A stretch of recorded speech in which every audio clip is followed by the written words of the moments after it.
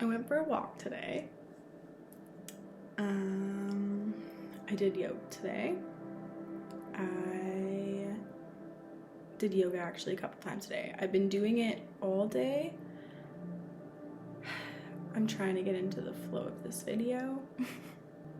I have space to slow down and actually think about what I'm trying to say, and in doing that I'm kind of losing where I'm trying to go with it. I know that I can talk to people, connect with people, help open up myself, somebody else maybe.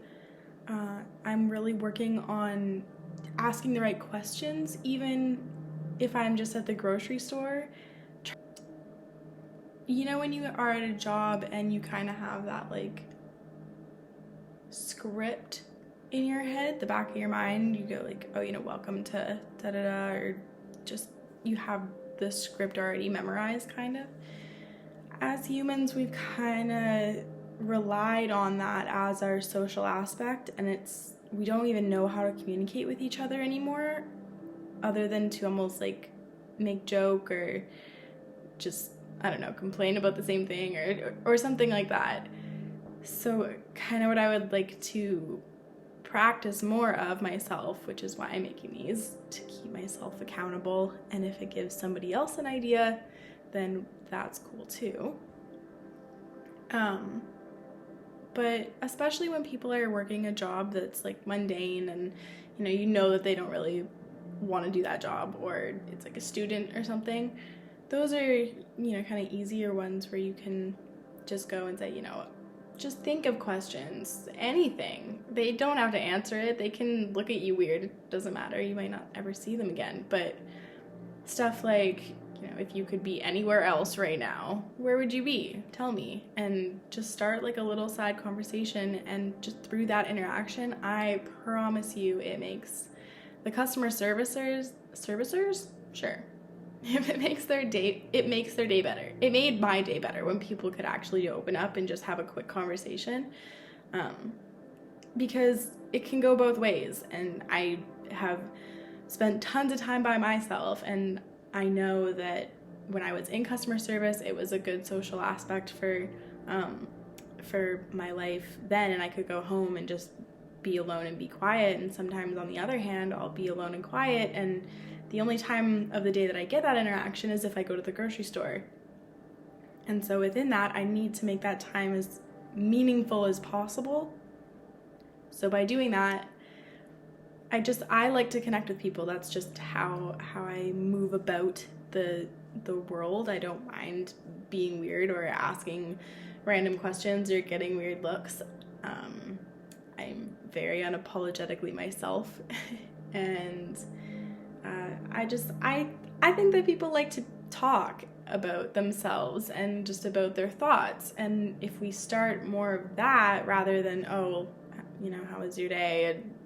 It's not engaging, right? So you want to bring up questions like, if, like I said, like if you could go on vacation right now and just transport, where would you be? If you could have some food or watch a movie, what would you choose? Or, just come up with a weird little game in your head. I don't know. Give me ideas. Write them down and send them to me, because I obviously need some more. But I was just thinking about that on my walk, and the more I'm thinking, just the more people that I talk to, they have the same ideas but different perspectives, obviously. And I like to hear other people's perspectives, but I get surprised sometimes when people want to hear mine, and then they take something from that, and that's even cooler. What is with all these weird words? But it's interesting when people go, oh, I never thought about it that way. And I love that reaction so much, because I love giving that reaction, because it means that they've set aside that space for me and took into consideration what I had just said and reflected a little bit on it and understood what it meant to them. And for me, I've been doing that for my entire life, and it's moved me through everything. if I didn't talk to the people that I have, I would not be sitting where I'm sitting. I don't know where I would be. But there's so many different examples, and that's kind of what I'm trying to get at here, is that I'm just trying to be an example. I think that the term like influencer, I think it's got like a weird stigma on it. A lot of people just think of that, you know, like Paris Hilton, like Kylie culture of, I don't know, documenting your life, and people view it because of selfish reasons, or addictive reasons, or just all these other things. So I want to make sure that whatever I am putting out, it's art. I like to read, and I like to write, and I like to make music, and I like to somewhat do art, like actual painting and drawing and things, and I think that we need more of that in the world. I remember writing in my diary when I was like 7 or 6, and I said I wish one day that it would rain a big cloud over my hometown and raindrops would be paint so it could repaint the town and make it colorful. And that sparked something in me, obviously. I was quite woke as a child, as far back as I can remember. So yeah, I don't know if that's due to just my own, the way that I took things throughout childhood experiences, the way that they affected me. I was very observant, so I have a lot of experience with just everything, and I always try to reflect back in positive light, and always try to be moving forward with my thoughts, and just, I don't know, reaching that next thing that I've been searching for. I don't know,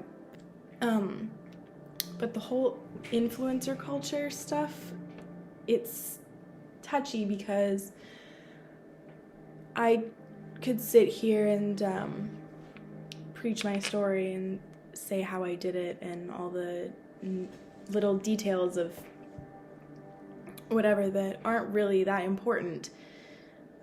They've made me who I am, and I am just the product of all those things that have happened to me. So that's more what I aim to share. Not the actual stories that got me here, not all of them, but just who I am now. Not that I'm not proud of everything, but I think that there's a difference between being idolized in a way, seeing somebody as like having an influence on you, and really just being an example, having me as somebody to, you know, look to for some guidance rather than somebody you aspire to be. I think that that's the most important thing about all of this, is that yeah, like I took a weird road. I took a weird path. I've taken a few weird paths, and I like them, and they've been fun, and they've been, you know, they've had interesting characters along the way. If you're watching this and you're one of them, thank you for sharing your space with me in some of the most trying times of my life. And you are the reason that I'm sitting here, whether we had a good experience or a bad experience. I've probably thought about it and reflected on it, and it's pushed me forward, not backwards. And yeah, I don't know, I've just made some interesting life choices. I just am who I am right now, and I don't want people to have some expectation of who I should be after everything, or what direction I should go in, because I don't have a direction. I never did. I fell out of the sky and woke up so confused, and just wanting to listen to music and make art and dance around and swim for hours and lie in the sun and tell everybody that they should stop doing what they were doing and join me. And I've been doing that ever since I was in kindergarten, and I'm still doing it now.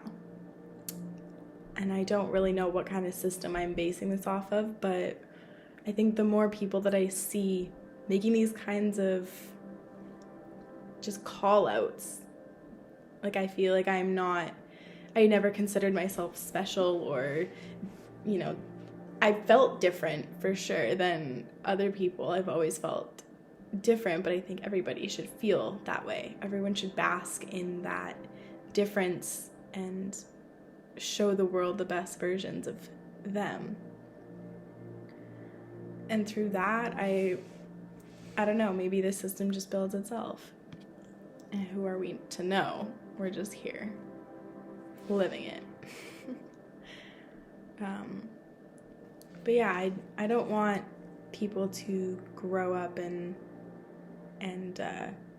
want to be anything like me. I just want them to have the same love for myself, for themselves. Have the same love for themselves that I had to learn the hard way over and over and over again. And I want to share every ounce of understanding that I've gained because nobody was telling me. I was a part of that generation that scoured the internet for the answers. It's not that I didn't have incredible parents to teach me all these different things. It's more that our world is just evolving so fast that we just didn't have the know-how or the knowledge at the time to keep up with it. And I always felt like my parents were polar opposite, but perfect yin and yang. And then they had me, who was a rambunctious, very bright star child. And I wanted to learn and see and do everything. And they were so new at it that they really made sure that I was an okay child. And I had a good childhood and I wasn't hurt. And had opportunities and just could be free within myself. In that, it created a few bumps in my own just eyes, my own perspective, because I didn't feel like I could be 100% myself, because I felt very almost watched. I was born in 98, so video cameras were most definitely a thing, and my parents had one and basically videoed every waking moment of my life until I was 13. And I think that took a little bit more of an effect on just how I seen myself, because we grew up watching ourselves. You know, before that, no one was really watching yourself. Like, you weren't seeing yourself every day. And so it was, I don't know, it was just different. And the way that I developed and just issues that I kind of ended up needing to face later on in life, I realized, you know, my little sister, in her generation, she's 3 years younger than me, 2001 baby, she came into this world ahead of my time, and I was ahead of, you know, mom and dad's time and so forth, but she was watching me. So I'm ahead of my parents' time watching them, and Jules watching me ahead of my own. Does that make sense? And through that, it gets kind of crisscrossed and skewed on what kind of the new rule is, in a way. And when I was able to take a lot of steps back and kind of keep my still, you know, kind of childlike mindset of, you know, understanding the world is the way that it is, but also keeping the innocence that it is the way that it could be, And at first I was weirded out by that, but the more people that I could reach out and connect to through just the opportunities that have been quite literally given to me, I'm not alone in that thought. And I've written so many papers, and even though people will say that they're weird or maybe not good, or that somebody's already had that idea, it just fascinates me more that we're so much more alike than we think. You know, we have this same system, same setup, and the way that we bounce around in this life, it's so vastly complex that we just really have to be open to understanding just the simple, basic art of being here. And because I'm still in that kind of headspace of being here after a lot of not being here, feeling like I wasn't, I just want to be the brightest reminder that I can possibly be.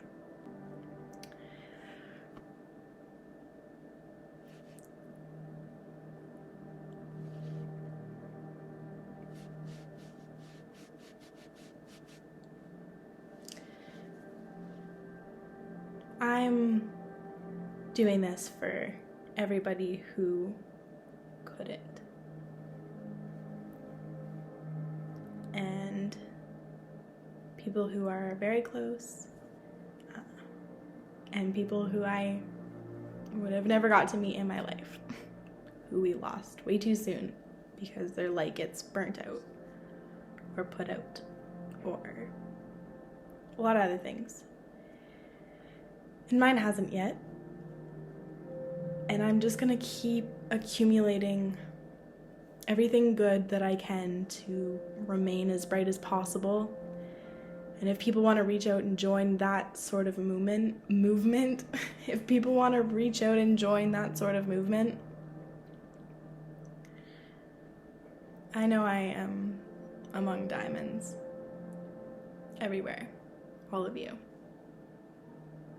Each and every person is a diamond in this world, and you are absolutely priceless, made of the cosmos.